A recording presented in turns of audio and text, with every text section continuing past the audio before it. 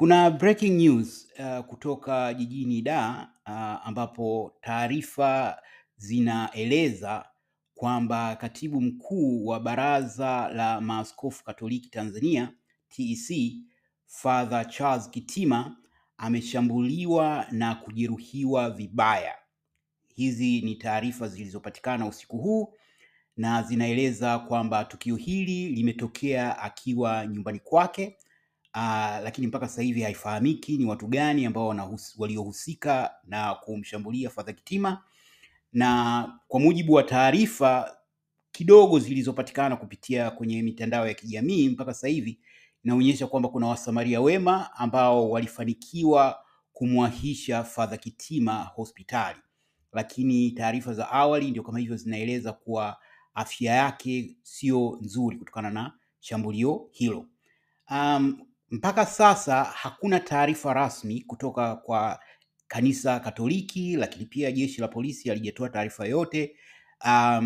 Na mtu pekee, chanzo pekee ambacho tunaweza kukiamini kutokana na nafasi yake katika jamii ni makamu mwenyekiti wa Chadema, Chama cha Demokrasia na Maendeleo, Chadema Taifa upande wa bara, Mheshimiwa John Heche, ambaye kupitia akaunti yake kwenye mtandao wa kijamii wa X, zamani Twitter, aliandika, nimepokea taarifa mbaya za kushambuliwa kwa mwalimu wangu Dr. Kitima usiku huu. Hii ni habari mbaya sana kwa nchi yetu. Tumefikaje hapa?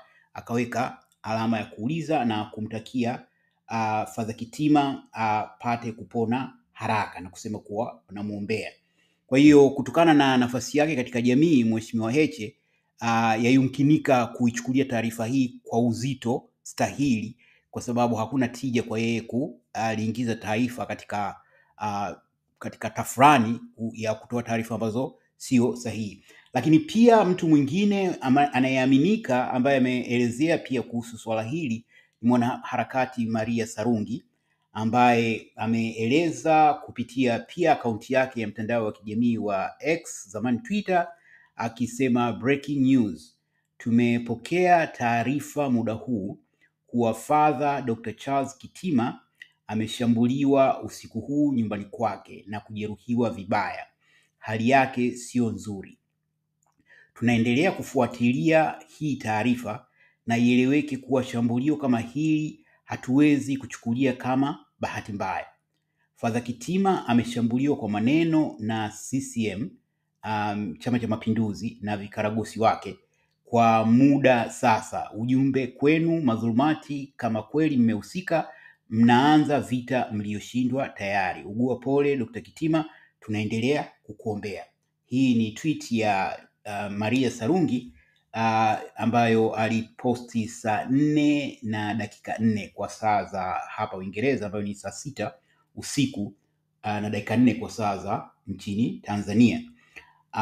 Na tweet ile ya Mheshimiwa Heche nayo ilikuwa ni saa 4:32. Kwa hiyo tweet Maria alianza kutoa taarifa saa 4:04, alafu kama dakika 30 baadaye Mheshimiwa Heche naye akawa ametweet. Hawa ni watu ambao kwa kweli wanaaminika katika jamii na yumkinika kuwachukulia kama vyanzo vya kuaminika kuhusiana na swala hili. Kadhalika mwanasheria wa Chadema Dr. Rugemeleza Nshala kadhalika naye ameongelea kuhusu hili na ametoa pole. Lakini pia kuna tweet ambayo nilikuwa nimeona ya bwana Odero yule alikuwa mgombea wa wenyekiti kwa Chama cha Demokrasia na Maendeleo Chadema, Odero. Kwa mujibu wa taarifa, yeye ni miongoni mwa watu ambao walifika kumsaidia Father Kitima kwa mujibu wa taarifa, lakini kama nilivyosema, taarifa hizi hadi sasa hivi bado hazijathibitishwa na tunaendelea kukusanya kila kinachopatikana. Kwa hiyo nilisema kuna umuhimu wa kuwafahamisha nini kimetokea, na hiki kwa sasa taarifa bado sio kamili, lakini habari iliyopatikana ni hiyo. Na yeye bwana Odero ameandika, gharama ya kutetea haki na kusimamia ukweli ni kubwa. pole sana Father Kitima, Mungu akuinue na kukuponya. Wabaya wamekuumiza sana, ila Mungu amesimama na wewe. Na aliwataga hapa BBC Swahili, amemtag Mheshimiwa Godbless Lema, Mheshimiwa Heche, pamoja na chombo kimoja cha habari cha nchini Kenya. Sasa kwa mujibu wa maelezo, nimeiona tweet somewhere ambayo inasema miongoni mwa watu walioshiriki kumnusuru Father Kitima ni pamoja na Odero. Sasa ni mapema mno kusema lolote kuhusiana na tukio hili. Hata hivyo, ushahidi wa kimazingira unaweza kumnyoshea kidole mtu mmoja, kada maarufu wa CCM.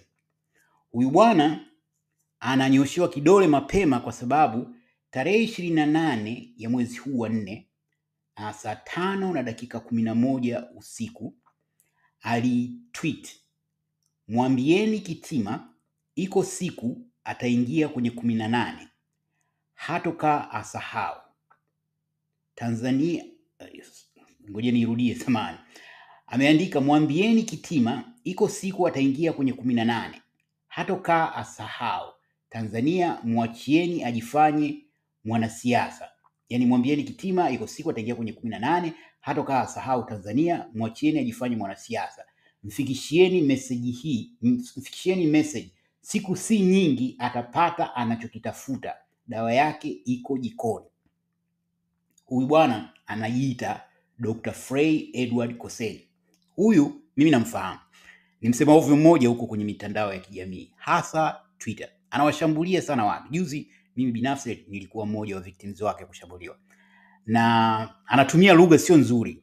Lugha zake ni kama hizi. Kwa hiyo yumkinika kusema kwamba ni lugha tu aliyotumia ya vitisho dhidi ya Father Kitima, lakini kwa sababu Father Kitima ameshambuliwa na huyu bwana ambaye ni kada mwandamizi wa CCM, anafanya kazi kwenye makao makuu, ofisi kuu ndogo ya CCM Lumumba, ambayo zamani ilikuwa makao makuu ya CCM. Ndio alikuwa anafanyia kazi pale. Sasa sijui kama bado yuko pale au amepelekwa Dodoma. Ni watu wa mfumo hawa. Kwa hiyo hii ni tweet aliyoandika hivi juzi, na kile alichokisema ndiyo kimetokea. Kwa hiyo yayumkinika kusema kwamba kama jeshi la polisi litafuatilia, basi huyu bwana anatakiwa kuwa mmoja wa watu wa mwanzo kabisa wa kuhojiwa. Lakini sidhani kama kuna lolote la kutarajia kutoka kwa jeshi la polisi. Hapa cha kutarajiwa sana ni jinsi Kanisa Katoliki litakavyopokea hizi taarifa na jinsi Kanisa Katoliki litakavyoshughulikia hii taarifa, kwa sababu kwa upande mmoja ni rahisi kuhusisha tukio hili la leo na msimamo binafsi wa Father Kitima. Father Kitima amekuwa mstari wa mbele sana katika siku zote kukemea maovu. Amekuwa mstari wa mbele kutetea vyama vya upinzani dhidi ya uonevu vinavyofanyiwa.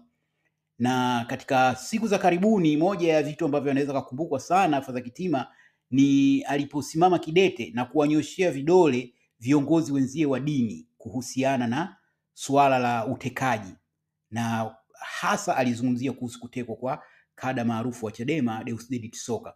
Akamwambia viongozi wa dini mmekuwa kimya, hamuongelei kuhusu hili, lakini pia wazazi na jamii kwa ujumla imekalia kimya matukio kama haya mpaka yanaanza kuzoeleka, kwamba hao kijana kama Soka hajulikani alipo, wazazi wake wanahangaika, lakini ni kama ametelekezwa.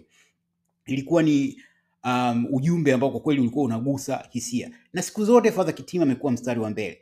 Na moja ya viongozi wa dini wanaoandamwa sana kwenye mitandao ya kijamii ni Father Kitima. Hawa wanaoitwa chawa wa CCM wamekuwa wakimwandama vikali sana.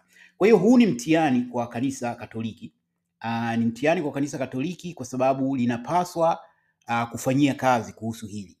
Lakini kuna picha pana zaidi kuhusiana na hili, na yeyote ambaye atakuwa amehusika na hili nadhani haitakii mema Tanzania yetu, kwa sababu mwelekeo ni mapema mno kusema lolote, lakini matukio kama haya yanatishia umoja wa kitaifa, kwa sababu moja ya fault lines katika jamii yote ni masuala ya dini, na nadhani wengi wenu mnakumbuka nilichokiongelea kwenye makala iliyopita kuhusu nafasi ya taasisi za kidini katika masuala mbalimbali, hususan katika swala hili la kesi ya Mheshimiwa Lissu. Na pia Father Kitima amekuwa mstari wa mbele pia kuzungumzia kuhusu swala la Lissu, amekuwa mstari wa mbele kuzungumzia kuhusu umuhimu wa mabadiliko ya sheria, taratibu na kanuni za uchaguzi, essentially kama vile kuunga mkono no reforms no election agenda ya Chama cha Demokrasia na Maendeleo, Chadema. Kwa hiyo hiki ndio kilichotokea, sio jambo zuri, ni jambo la kusikitisha,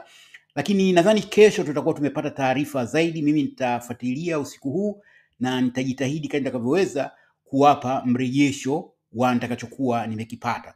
Lakini nadhani sisi kama taifa, bila kujali tofauti zetu za kidini, ni muhimu kwa kweli kuliombea taifa letu, kwa sababu haya mambo si mazuri na kuna viashiria kwa kweli ambavyo sio vya kupendeza.